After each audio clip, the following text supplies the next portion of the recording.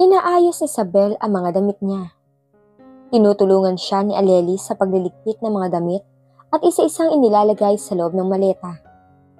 Habang isa-isang sinisilid ni Isabel ang kanyang mga damit, panay ang pagtulo ng mga luha niya. Isabel, may gusto ka bang sabihin? Makikinig ako. Ituring mo akong parang ate mo. Masasandalan mo ako kapag pakiramdam mo nag-iisa ka. Sabi ni Aleli habang panay rin ang hikbi ni Isabel.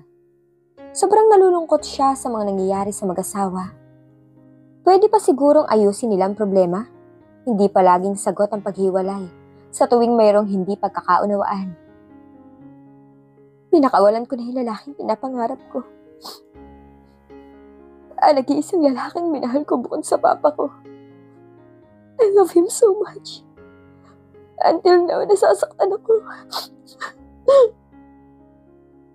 At kahit na nasasaktan ako, mahal ko pa rin siya. Kung pwede lang talaga na turuan ang puso na itigil sa pagtibok gagawin ko. Umiiyak na sad ni Isabel. Hinawakan ni Aleli ang isang kamay ni Isabel. May rason ang lahat kung bakit nangyayari ito sa inyo, sa'yo. Huwag mong sisihin na may mali sa'yo. Kasi hindi mali na nagmahal ka. Nagmahal ka lang sa napakakomplikadong sitwasyon. Pero subukan mo munang timbangin ang lahat. Sigurado ka na ba na makikipaghiwalay ka kay Sir Dante? Ang sa akin lang, isipin mo. Isipin mo yung kahihinatnan yung dalawang mag-asawa. Mahabang litanya ni Aleli. Anong sasabihin mo sa parents niyo kapag nalaman nila ang lahat? Baka magkaroon pa ng malaking away sa pamilya niyo. Sa pamilya ni Sir Dante. Kaya isipin mo, dahil hindi lang ikaw magiging involved dito. Dagdag pang sabi ni Aleli. Aakuin ko na lang ang lahat ng pagkakamali, Ate Aleli. Total naman ako ang pumili na makipaghiwalay sa asawa ko. Huwag lang silang magalit kay Dante. Aakuin mo ang lahat?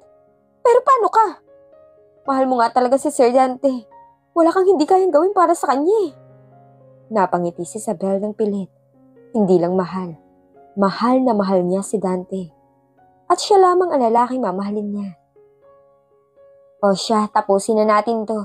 Maghahanap na rin ako ng bagong trabaho.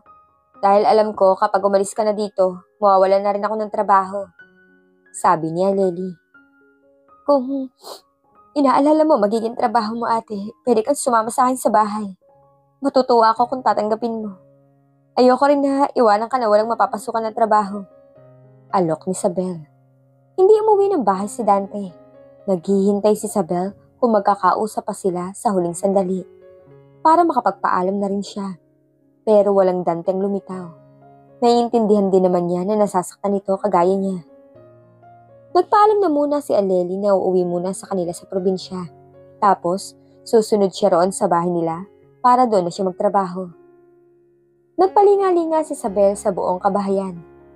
Ilang buwan din siyang tumira rito. Halos lahat ng Nuebles ay memoryado na niya. May mga memories siya na magaganda naman habang nanirahan dito.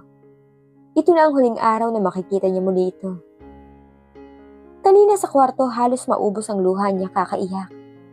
Mamimiss niya ang kama niya. Ang closet niya, ang banyo niya, ang lahat doon sa master's bedroom. Higit sa lahat, mamimiss niyang katabi si Dante sa gabi. Kahit na ilang gabi lamang yun. At least, naramdaman niya ang init ng yakap nito sa kanya. Wala na. Hindi na maibabalik pa ang mga nasira sa pagsasama nilang dalawa. Dalangin niya na matagpuan nilang pareho ang peace of mind sa kalooban nilang dalawa. Hila-hila ang kaning maleta. Habang papalabas ng bahay, ang dating tahanan nila bilang mag-asawa. Pinunasan niya ang kanyang mga luha na umaalpas sa kanyang mga mata. And never look back. Pinagbabato ni Dante ang basyo ng bote sa sahig. Lasing na lasing ito. Panay naman ang awat ng mga kaibigan. Pinalabas muna nila lahat ang mga tao sa loob ng bar dahil sa kaibigan na kanina pa nagwawala. Bakit mo ko iniwan? Mga iyak niya habang hawak ni na Ellie at Jake ang kamay ng kaibigan nila.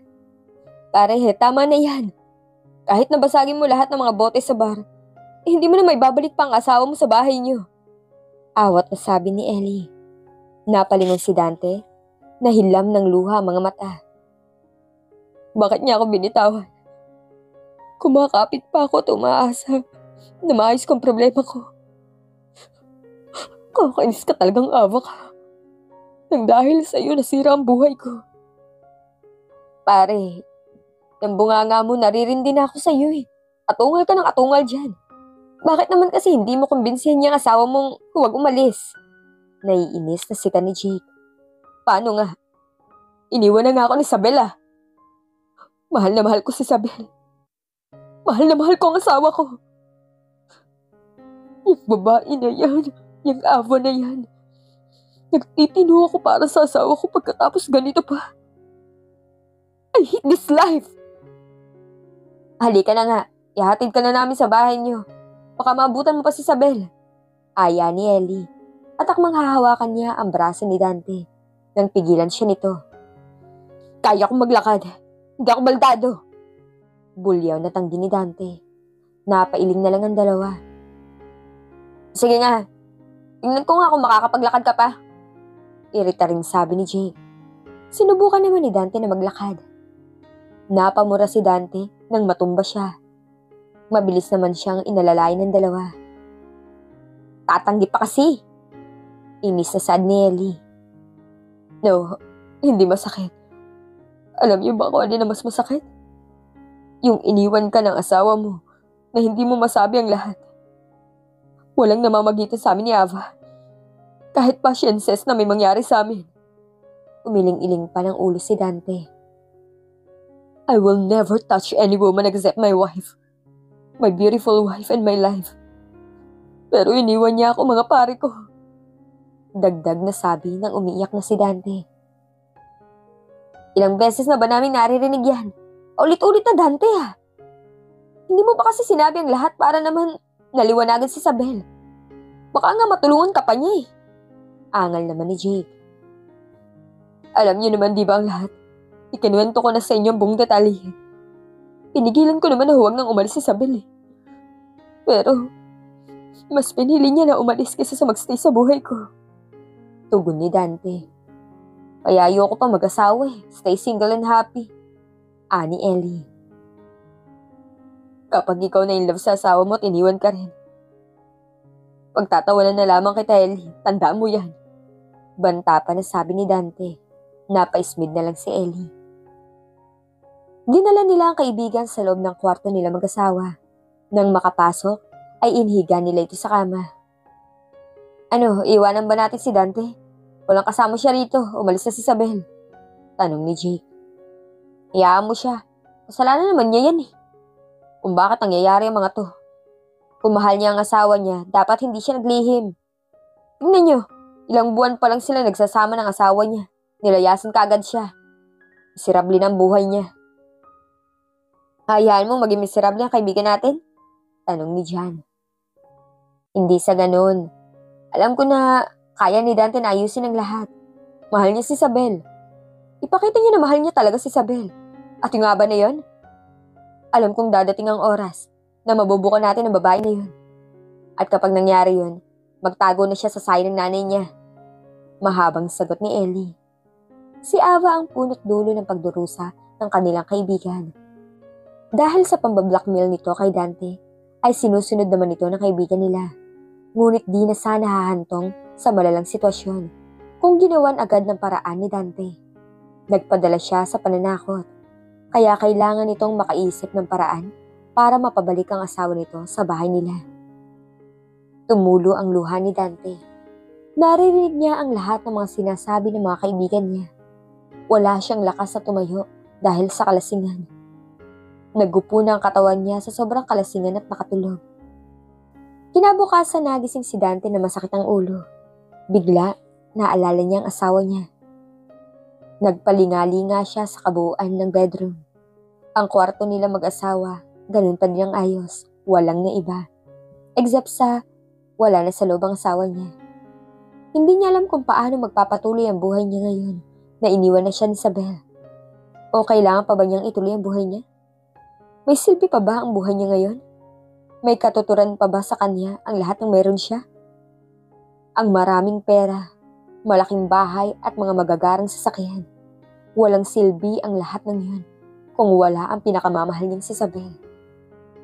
Napasabunot siya sa kanyang ulo. Asawa ko, mahal na mahal kita. Bumalik ka naman, please. Hindi ko kaya. Umiiyak na naman na sabi ni Dante. Late na siya nang pumasok sa kumpanya. Ilang araw din itong hindi pumapasok sa kumpanya. Napatayo si Eunice nang makita ang amo na papalapit. Madilim ang muka at halos parang pinagsakluban ng langit at lupa.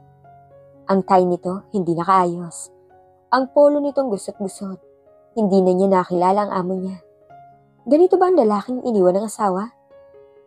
Good afternoon, sir. Bati na nakayukong si Eunice. Hindi siya pinansin ito. Dire-diretso lamang.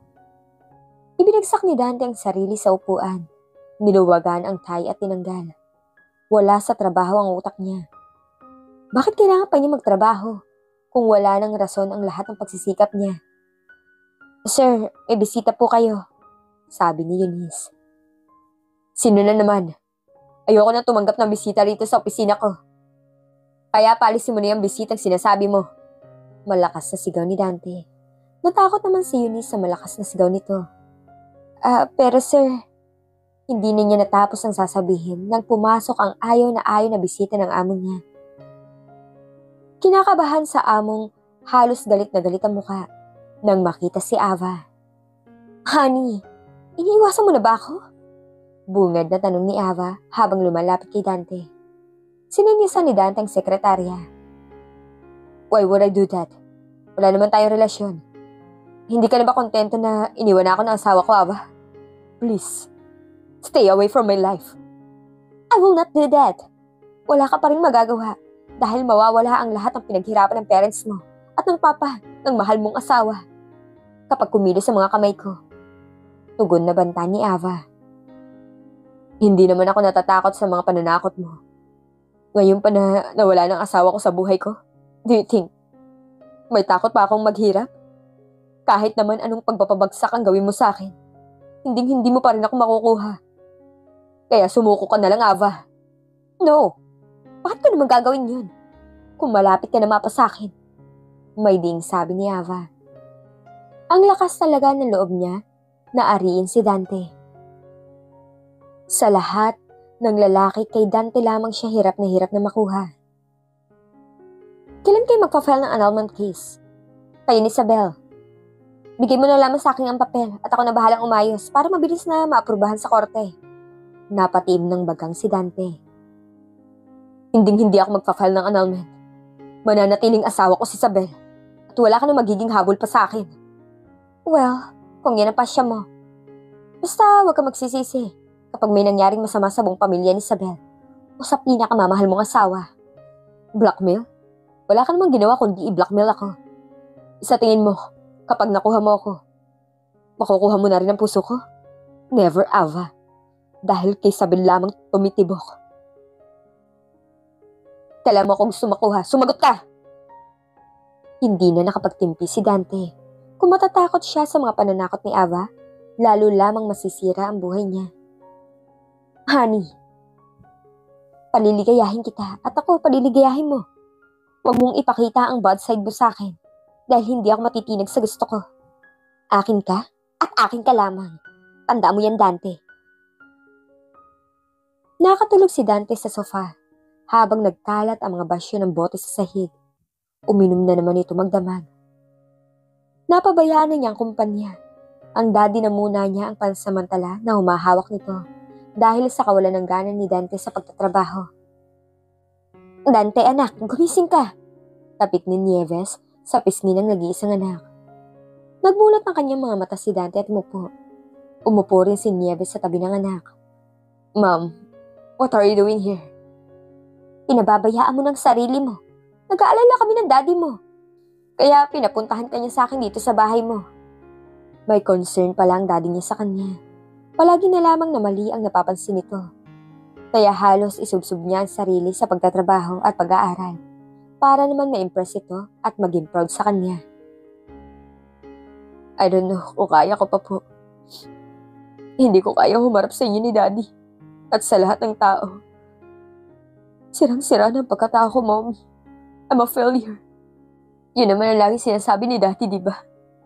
Napailing ng ulo ang kanyang ina. Don't say that. You're not a failure. Malaki ang expectation ng daddy mo sa'yo dahil nag-iisang anak ka namin. At alam mo kung gaano ka-strict ang dad mo. We're not perfect. Alam ko na marami kang kahinaan. Dante, but look at the bright side, okay? Move on. Kung hindi na babalik pa si Isabel, we're here. We're still here for you as your parents. Mahal na mahal ka namin ng daddy mo. Hindi man namin yung palaging sinasabi sa'yo. I love you too, Mom. Pati na rin po si Dad. Sorry kung nag-fail ang marriage namin ni Isabel. Pero sumaniwala kayo sa hindi. Mahal ko po ang asawa ko. I always look up na balang araw babalik siya sa akin. And we will be together again. Ang alam ko po na babalik po siya. And if that time comes, I will love her for the rest of my life. She's the only one I will love for the rest of my life, Mommy. Sinserong saan ni Dante sa ina. Wala na siyang ibang babaeng nakikitang mamahalin kundi si Isabel. Mabilis niyang nakalimutan si Leia dahil sa asawa niya. Ni hindi na nga naiisip ang dating katipan. Kung hindi nga lang dumating sa buhay nila si Ava, siguro masaya ang pagsasama nila mag-asawa. Kaya nga ayusin mo yung sarili mo. Patunayan mo kay Isabel na tunay ang pagmamahal mo sa kanya. Ipaglaban mo ang pagmamahal mo. Kahit maramdam mo na parang wala ng chance. Sabi nga nila, there's still a hope. Kahit na sa katiting na tsansa, may pag-asa pa. Kung kayo talaga. I know and hoping that you will be a better man.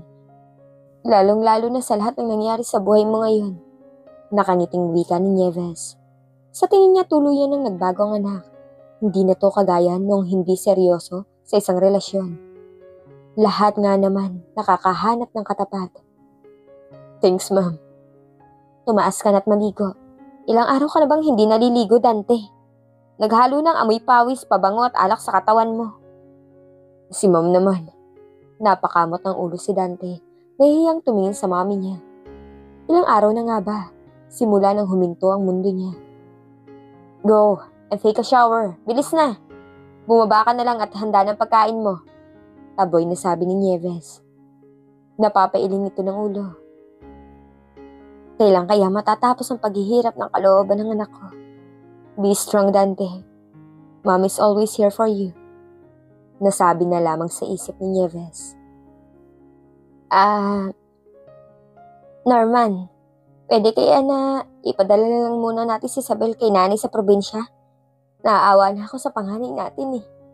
Mangiyak-ngiyak na sabi ni Bettina. Ma, huwag ka matakot.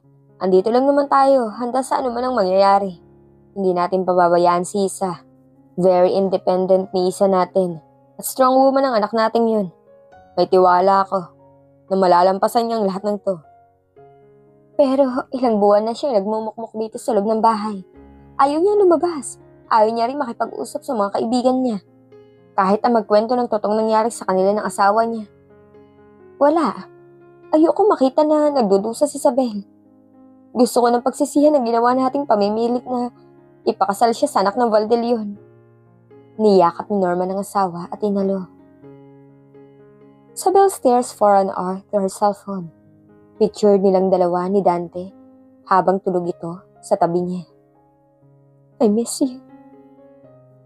I really do. Sana masaya ka ngayon, asawa ko. Wala akong iniisip kundi ang maging masaya ka. Binitawan kita para sa ikakatahimik ng kalooban mo. Ayoko na nahahati ka between me and Ava. Don't worry, you'll still the love of my life. The only man I will love for the rest of my lives. To infinity, my husband. Mahinang sabi ni Isabel. Someone's point of view. I want that file first thing in the morning in my office. And be careful. Gusto kong maging maayos ang lahat. Sabi ko sa kausap ko sa kabilang linya. Copy, sir. Sagot niya sa akin. At ibinaba nito ang tawag. Ilang buwan na simula nang magpa-imbestiga kami. Halos malapit nang mawala kung hindi ko naagapan. I feel guilty. Ako naging ugat ng gusot na to. Kaya ako rin ang tatapos at mag-aayos nito. Sa side ni Sabel. Are you sure of this, Sabel? Opo, Ma. Gusto ko pong buuin ulit ang buhay ko. Di ko po yung magagawa kung mananatili ako rito. Hindi pa rin ako nasasanay na malayo ka sa amin, anak. Alam kong may sarili ka ng buhay at kaya mo nang magdesisyon para sa buhay mo, pero ikaw pa rin ang panganay ko eh. Unang anak namin ng papa mo na sobrang minahal namin. Ma, di po ako mawawala. Dadalaw-dalaw pa rin naman po ako sa inyo. Just give me a chance to get better. Gusto ko po makalimot, sabi ni Sabel. Bettina, hayaan na muna natin ang anak natin. Kasi naman, hindi nga ako makakali na malayo si Isa sa atin eh. Yung nasa malapit nga lang siya, nag-aalala pa rin ako. Yung pa kayang lalayo siya? Mapait na napangiti si Sabel. Andun pa rin ang pag-aalala ng ina. Kahit na sinigurado niya magiging maayos siya. Mangyak-ngyak si Bettina sa mga nangyari sa buhay, may asawa ng anak niya. Sila ang dapat nasisihin kung bakit ganun ang nangyayari sa kanilang panganay. Dapat sana di nila pinilit si Sabel na magpakasal sa lalaki na dapat magsasalba ng kumpanya ng kanyang asawa. Nasa huli parati ang pagsisisi, di na nila mababalikan lahat. Hila ni Sabel ang kanyang maleta habang papalabas ng bahay nila. Nakatanaw lang ang kanyang mga magulang sa kanya. Hindi ko alam kung tama ba itong ginawa natin. Tama bang hayaan natin na lumayo ang anak natin? Natatakot ako sa pwedeng mangyari sa kanya. Alam kong kaya niya ang sarili niya, pero ang mas malayo sa atin, parang hindi ko kakayanin eh. Umiiyak na sambit ni Bettina. Inalo-alo niya ang asawa niya. May tiwala ako sa panganay natin. Malalagpasan niya mga pagsubok na to. Di rin magtatagal. Babalik sa dati ang anak natin. Sana nga. Pinunasan ni Isabel ang mga luha niya sa mata. Sakay siya sa taxi, papunta sa bagong titirhan niyang kondo. Ibinenta niya ang kondo niya at bumili ng bago na malayo kay Dante. Gusto niyang simulan ang buhay na malayo sa dating asawa. Ayaw na niyang maalala ang mga pangit na nakaraan. Magpapatuloy ang kanyang buhay, wala sa piling ng unang lalaki minahal. Lumabas siya ng taxi. Kinuha niya ang maleta niya na nasa compartment. Saka pinagmasdan ang building kung nasaan ang nabili niyang kondo. This is it. This is my new life. Nasabi ni Isabel habang nakatingin pa rin sa mataas na building na nasa harapan niya. Habang si Dante nilulunod pa rin ang sarili sa alak, wala nang gana sa lahat. Ni hindi ito pumapasok sa kumpanya. Nalaman niya rin na umalis ang asawa niya. Magpapakalayo sa kanya. Nasaktan niya ito, malamang naaalis si Isabel para maibsan ang sakit na tinamo nito dahil sa kanya. Hey dude! Nagsasalo ka uminom? Sigaw ni Ellie. Panay ang tungga nito ng bote ng alak. Pinalibutan siya ng mga kaibigan niya. Inilapag ni John at Reed ang isang case ng beer. Leave, Dante. Para ka namatayan sa ginagawa mo. Your wife is leaving. Wala ka man lang bang gagawin? Napaangat ng tingin si Dante sa kaibigan niya. Anong gagawin ko para pigilan siya? Hindi ko nga nagawang protektahan ng asawa ko mula sa sakit ng kalooban eh. I'm a bad husband, right? Ginawa mo ang lahat para protektahan siya mula kay Ava. Yun nga lang, nasobrahan ang pagkasira ng ulang babaeng yun. Masyadong obsessed sa'yo eh. Hindi naman natin masisisi si Ava. Normal na sa atin na hinahabol ng mga babae. Buong pagmamalaki ni Ellie. Tinapik ni Jen ang balikat ni Ellie. Assuming ka, si Dante lang ang hinahabol. Baka sa'yo aso ang umahabol. Biro ni Jan. Tumigil nga kayo. Alam niyo may problema si Dante. Puro pa kayo biro dyan. Andito tayo para pag-aan ng sitwasyon. Di yung naglalaro kayo. Napabuntong hininga si James. Punong-puno sila ng problema sa tuwing nagmamahal. Di na nga siguro magbabago ang mga kapalaran nila magkakaibigan. Kaakibat na ang pagdurusa at mga sakit bago makuha ang mga babaeng kanilang minamahal. Ang maigi pa, samahan na lang natin ang mag-inom tong si Dante. Let's toast. Makakaya mo rin ang lahat ng to. For moving on to the failed marriage and be happy. Sigaw ni Ellie at itinaas ang bote ng beer. Lahat naman sila napangiti at itinaas ang mga bote ng beer na hawak. Mapait na napangiti si Dante.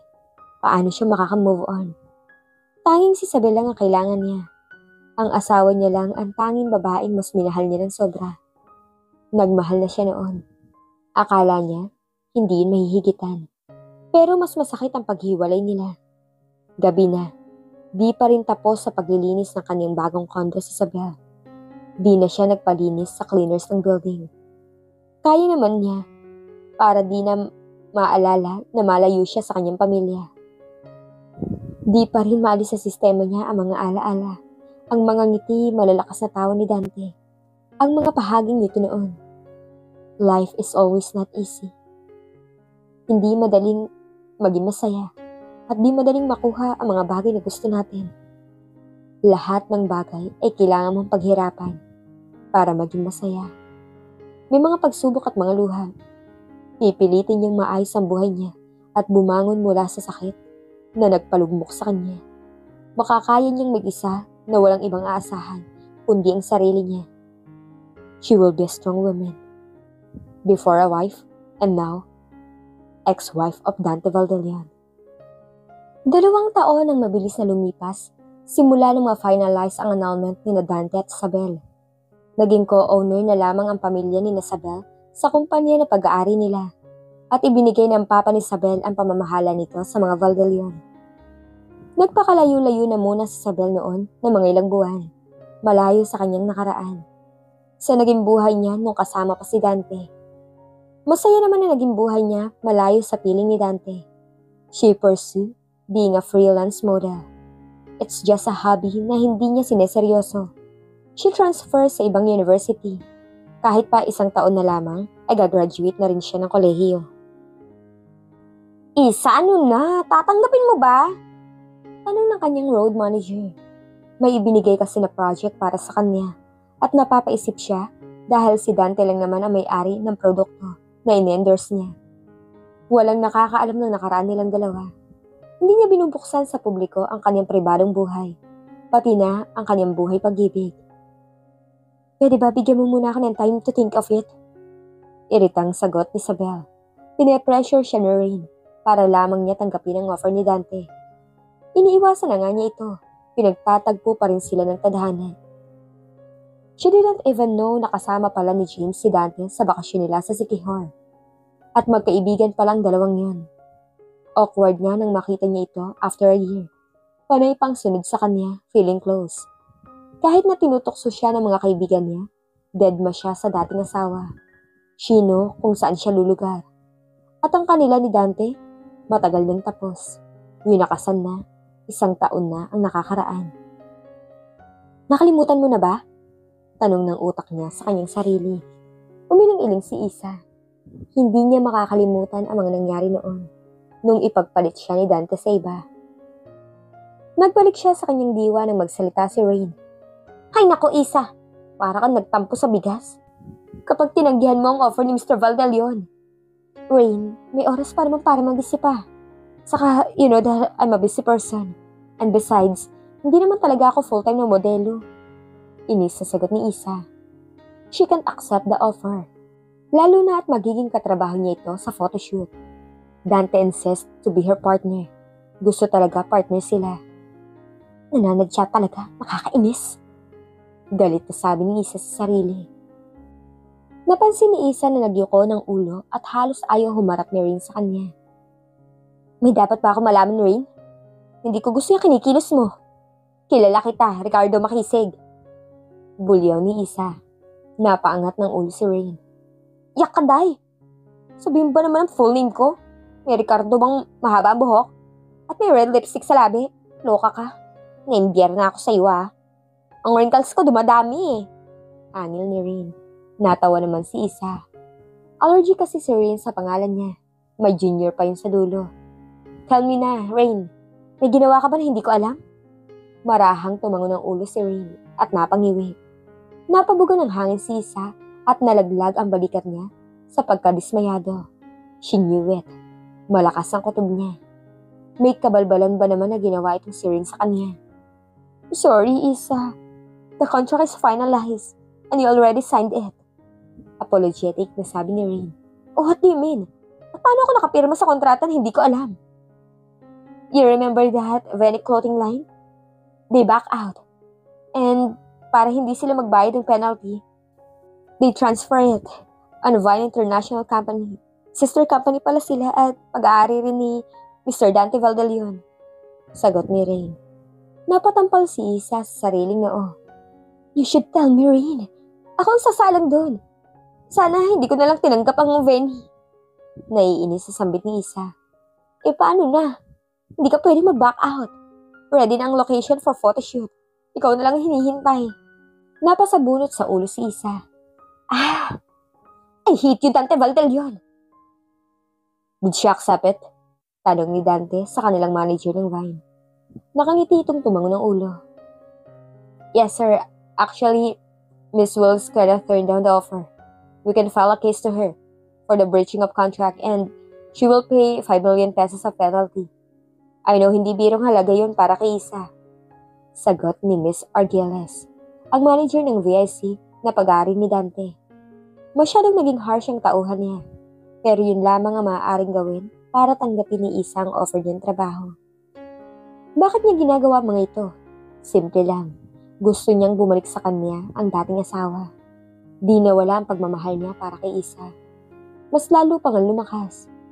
Nataon pa na nakita niya ito kasama ni Tanya sa Sikihor. Pinagtatagpo pa rin sila dahil para sa kanya, di pa tapos ang relasyon nila. Umalis lang siya para magpalamig, di para hayaan siyang umalis. Napatango-tango ng ulo si Dante habang nakasandal ang kanyang likod sa headrest ng swivel chair. Very good, Miss Argieles. I owe you because of this. Masayang sabi ni Dante. Maasahan niya si Alma. Matagal na itong nagtatrabaho sa kumpanya niya. Sir Dante, you know my price. Kaya kailangan ko na pag-usapan natin. Malambing na sabi ni Alma. Walang kakurap-kurap na nakatitig sa mo. Saka tumayo at naglakad palapit sa lamesa. Walang isang salita na ipinakita ni Dante ang kanyang kanang kamay. Tumayo si Alma, inayos ang sarili at umupo ng maayos sa upuan. Matagal nang nagpapahagin sa kanya si Alma. Wala na siyang panahon para sa ibang babae. At any cost, ang gusto lang niya mabawi ang dapat sa kanya. And that is Mrs. Isabel Wills Valdelion. Umuwi si Isa sa kanyang bagong kondo. Ang dati niyang kondo, pinagbili niya. At ang perang nakuha niya ang ginamit niya para makabili ng bago. Nakahiga na siya sa kama niya at nag-iisip pa rin. Magkikita na naman sila. Ano pa ba ang pwede niyang gawin para maiwasan si Dante? Nakatulugan na niya ang pag-iisip. Umaga na magising si Isabel dahil sa sunod-sunod na doorbell. Irritable na bumangon siya. Papikit-pikit pa ng mga mata sa antok na marahang naglalakad papalapit sa pinto. Ang tagal ha? Kanina pa kaya ako rito sa labas, Day? Kanina pa rin ako tawag ng tawag sa'yo. Nakapamewang na bungod ni Rain. Why, it's too early. Ano bang ginagawa mo rito sa kondo ng napakaaga? Nakakunot ang noon na tanong ni Isa. Nako, ang wrinkles mo. Tingnan mo, may pimple ka na. Hindi ka ba nakatulog kagabi?